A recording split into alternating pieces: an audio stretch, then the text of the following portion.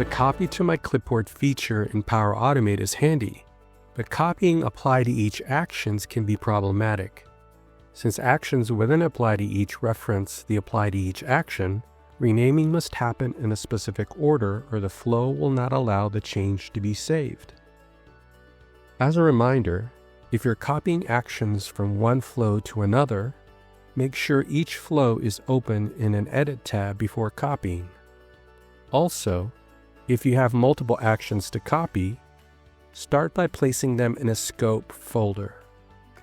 We're going to rename each action, including the scope, so that each name ends with the number 1.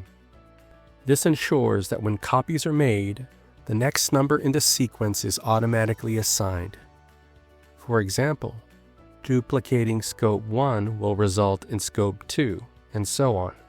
All actions within the scope will follow this numbering scheme. Let's start by updating the Apply to Each actions. Locate the action providing the output to the Apply to Each action. Select the ... more button and rename. To the end of the name, add space, hyphen, space, and the number 1. Do not press Enter. Instead, select the Save button.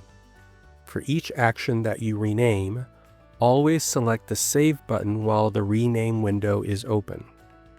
Don't enter or click outside the window before saving it. When you're ready to update the Apply to Each action, start by renaming the top internal action. Save as previously discussed. Rename each subsequent action. Finally, rename the Apply to Each action. To copy the scope, select the ... more button and the Copy to Clipboard option. Add an action, select My Clipboard, and select the scope you copied.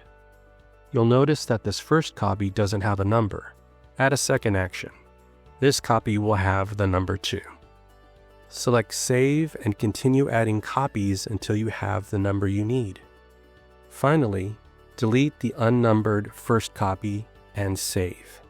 If for any reason you have problems saving actions within Apply to Each, exit and re-enter the Edit page.